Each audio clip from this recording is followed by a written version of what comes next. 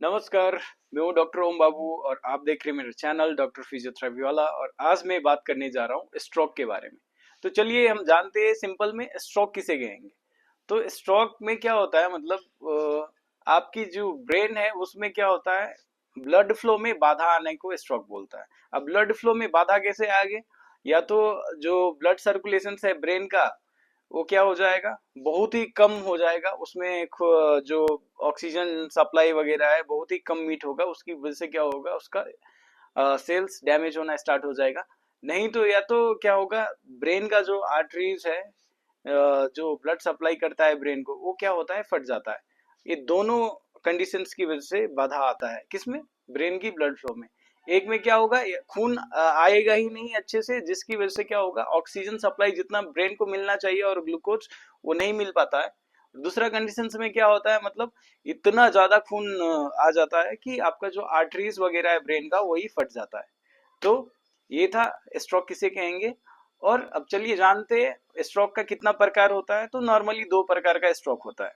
जैसे मैंने आपको बताया था कि ऐसी कंडीशंस जिसमें खून का सप्लाई कम हो, ऑक्सीजन सप्लाई कम हो जाता है, बहुत ही कम, उसकी वजह से ब्रेन का सेल डेथ होता है, तो उसको इस्केमिक स्ट्रोक बोलेंगे। और ऐसा जिसमें आर्टरी ब्रस्ट हो जाता है, मतलब फट जाता है और बहुत ही ज्यादा खून की मात्रा बढ़ जाता है ब्रेन में, और उसकी वजह से फटने के बाद ब्रेन क्लॉट, ब्लड क्लॉट होने लगता है। तो ऐसी कंडीशंस को हम क्या बोलेंगे, हेमोरेजिक स्ट्रोक बोलेंगे। अब सपोज किसी को स्ट्रोक हुआ है, गांव में हो गया चाहे कहीं पे भी हो गया, तो कैसे पता करेंगे कि उनको कौन सा स्ट्रोक हुआ है? तो उनके साइंस से, चाहे कौन कौन सा साइन होगा जिससे पता चलेगा कि इंसान को स्ट्रोक हो रहा है बोल के। तो सिंपल सी है, अगर आपकी किसी फेस का एक साइड जैसे ऐसे हो जाए, मतलब एक साइड सीधा है और एक साइड ऐसे टेढ़ा है, वैसा होने लगे।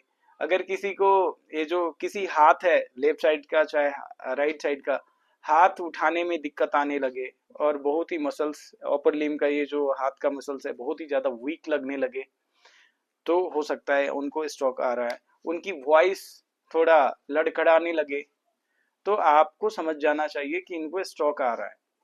अब कैसे पता चलेगा कि बिना रिपोर्ट देखे कि इनको कौन सी फॉर्म ऑफ स्ट्रोक आ रहा है, इस्केमिक स्ट्रोक आ रहा है कि हेमोरेजिक स्ट्रोक आ रहा है। जैसे ही अटैक आया, मतलब ये सारे चीज जो मैंने साइंस बताया वो आप दिख रहे हो, और जिसमें आ रहा है वो बंदा फेंट होके गिर गया, मतलब लेट गया पूरा, वो बेहोश में है, तो इसका मतलब है हेमोरेजिक स्ट्रोक हुआ है उनको। जो ब्रेन का जो आर्टरी का जो सप्लाई था वो फट गया, मतलब जो ब्लड सप्लाई था वो फूटने की वजह से, फटने की वजह से उनको, वो क्या होता है, एक्सेसिव ब्लड फ्लो आया और उसकी वजह से क्या होता है, बंदा अनकॉन्शियस हो जाता है और गिर जाता है। और जिसको इस्केमिक स्ट्रोक आता है वो, उसको होश रहता है, उस वो बेहोश नहीं होंगे, उनको पता भी चलता है, वो थोड़ा थोड़ा बोलेंगे भी कि हाँ मेरा वॉइस लड़खड़ा रहा है, मुझे हेल्प की जरूरत है। क्लियरली उनका आवाज नहीं आ पाएगा। तो ये कुछ चीजें थी स्ट्रोक के बारे में। अब हम जानेंगे कि स्ट्रोक को हम प्रिवेंट कैसे कर सकते हैं और किस किस चीज की वजह से आता है। पहले मैं कॉजेस बता देता हूँ। कॉजेस में क्या होता है, मतलब अगर आपको दिल की प्रॉब्लम है, मतलब हार्ट डिजीज वगैरह है, तो उसकी वजह से आपको स्ट्रोक आएगा। हाई ब्लड प्रेशर की समस्या है फिर भी आएगा। ब्रेन में कोई एन्यूरिज्म टाइप की चीजें है, उसकी वजह से भी आएगा। बहुत काफी समय से आप स्ट्रेस ले रहे हो, उसकी वजह से भी हो सकता है। ये स्लीप डिस्टर्बेंसेस, लॉन्ग टर्म से स्लीप डिस्टर्बेंसेस है, उसकी वजह से भी होगा। तो ये कुछ कारण था स्ट्रोक का। और इनको हम प्रिवेंट कैसे करें, तो सिंपल चीज है, बहुत ही ये मैं सब आसान भाषा में समझा रहा हूँ आपको।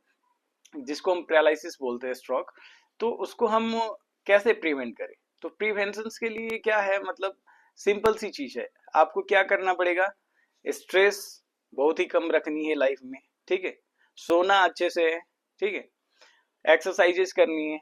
अगर आप कुछ एक्सरसाइजेस ज्यादा नहीं कर सकते हो तो एटलीस्ट हर एक दिन आधा से 1 घंटा तक आपको वॉकिंग करनी है, ठीक है।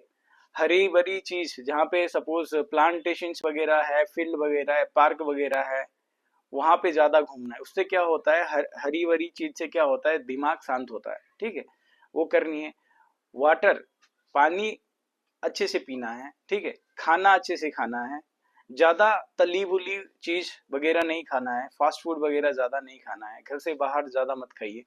घर अपने घर में ही जो कुक्ड फूड होता है अपने घर में ही खाइए। फल फूल और सब्जी की मात्रा बढ़ाइए, ठीक है, खाने में। अगर और अपना जो वेट वगैरह है वो कंट्रोल में रखिए। अगर ये सारी चीज करते हैं, ये छोटी छोटी चीजें हैं। अगर आपको हार्ट का प्रॉब्लम है तो बीच बीच में डॉक्टर से कंसल्ट करिए और उनका कंटिन्यूसली मेडिकेशंस लीजिए। तो ये कुछ चीजें हैं जिससे जिससे हम कैसे स्ट्रोक से बच सकते हैं, वो है। तो दोस्तों आज के वीडियो में इतना ही। आज हमने जाना कि स्ट्रोक क्या है, पैरालिसिस क्या है, उसका कॉजेस क्या होता है और कितने प्रकार के होते हैं, और वो किस कारण से होती है, और उसके बचाव के लिए हमें क्या क्या करना चाहिए। तो नमस्कार, मिलते हैं अगले वीडियो में। अगले वीडियो में हम जानेंगे अगर स्ट्रोक हो गया तो ऐसे पेशेंट को हम रिहैबिलिटेशन में क्या क्या करते हैं, मतलब घर पे ही आप रिहैब कैसे कर सकते हो। ऐसे तो आप कभी भी स्ट्रोक होता है तो कंटिन्यूसली फिजियोथेरेपिस्ट से मिल के ही रिहैब प्रोटोकॉल आप डिसाइड करिए और क्लिनिक कंटिन्यूसली जाइए। लेकिन ऐसी एरिया जहाँ पे फिजियोथेरेपिस्ट नहीं है, तो आप नेक्स्ट वीडियो में जो मैं बताऊंगा स्ट्रोक का रिहैबिलिटेशन पार्ट और क्या क्या कर सकते हैं, तो वो जरूर फ्लो करिएगा। नमस्कार।